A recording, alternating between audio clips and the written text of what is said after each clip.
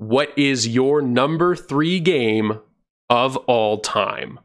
This one was really easy for me. It's Left 4 Dead 2. Left 4 Dead 2 is one of the GOAT games. Out of all the games on this list, actually, this one game is what I have the most hours logged on. Wow. So my most hours logged is my number 3 game, believe it or not. Why I like, or actually not even like, I'm in love with Left 4 Dead, first and foremost. It's the most fun horde zombie shooter ever made, period. Second to none. You can throw at me Dying Light, Dead Island. Left 4 Dead is an entirely different zombie experience. It's over the top zombie killing, but most importantly, it's zombie killing with your friends.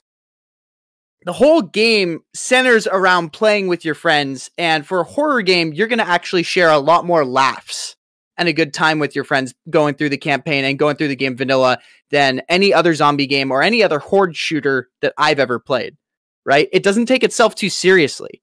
And that's something Valve did really right when they were developing this game. It's like, it's another zombie shooter, but like, let's just like make the characters funny in a way and make it kind of like this Team Fortress. Like, don't take itself too seriously. Just have fun with it.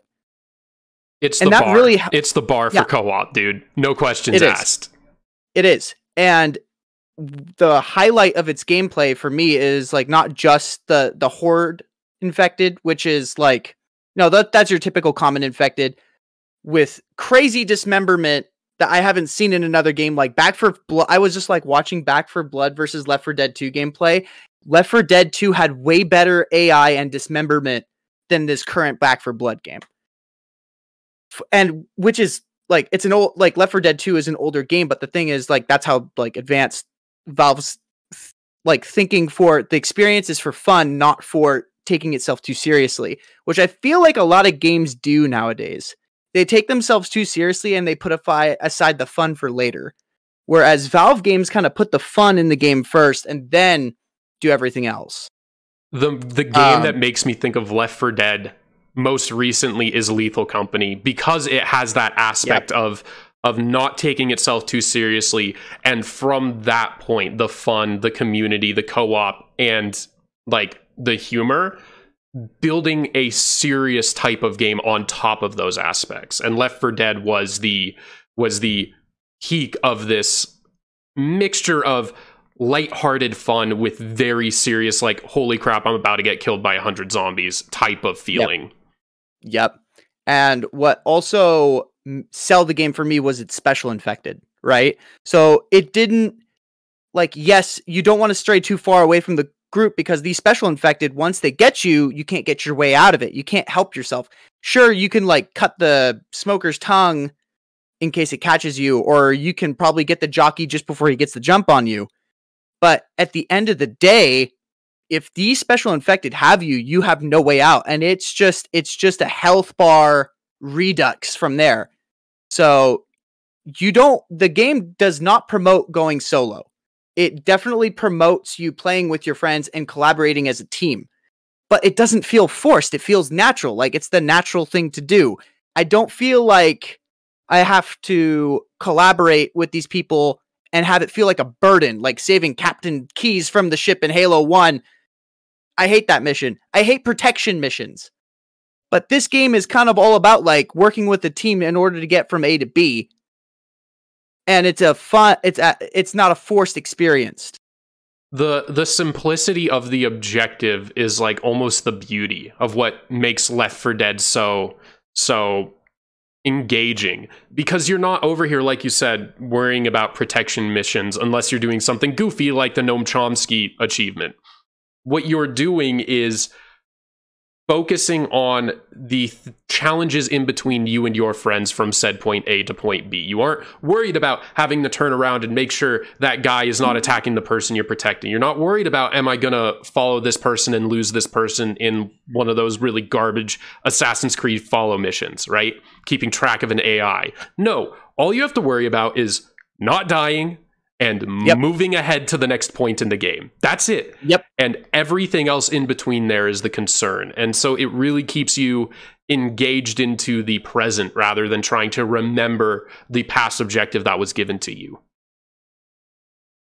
Yep. And as of late, what really helped sell the game or helped with its longevity was its modding community.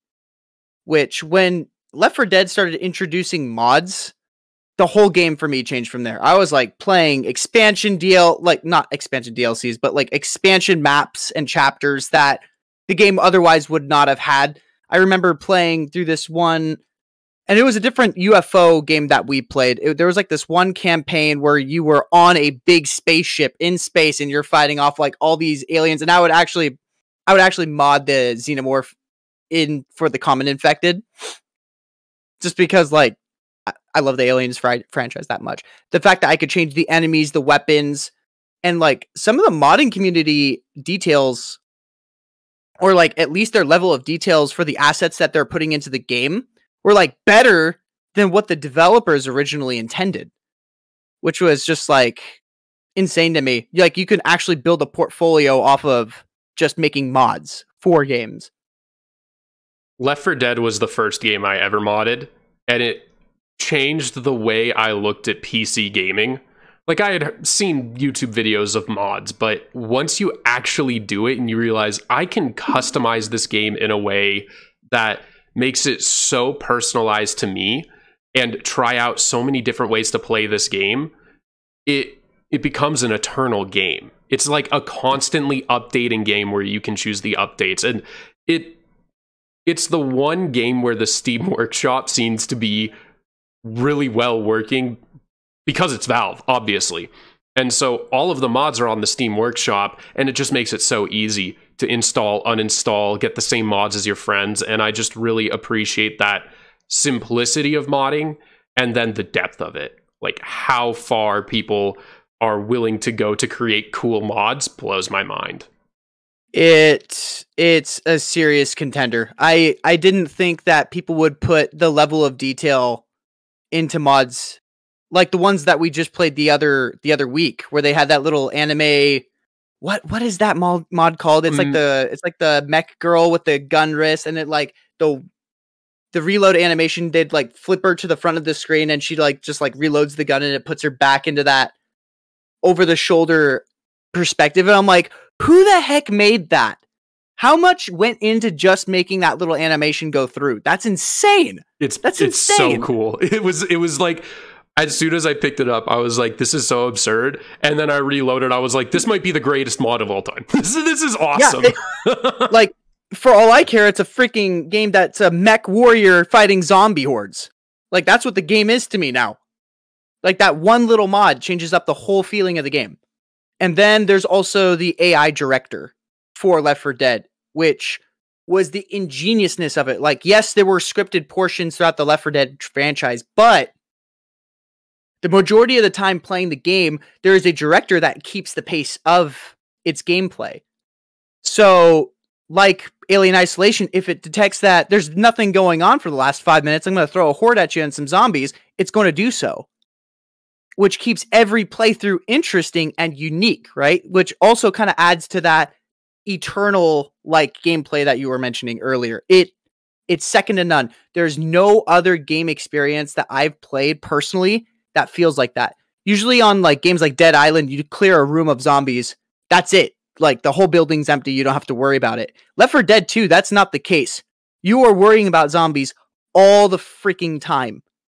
And it doesn't stop until the end. Left 4 Dead 2's gameplay is second to none. It is its own. It's the best at being a horde shooter. It's the best at being a zombie game, and it's the best at being over the top and not taking itself too seriously. And it's the best time you could have with your friends for a first person shooter.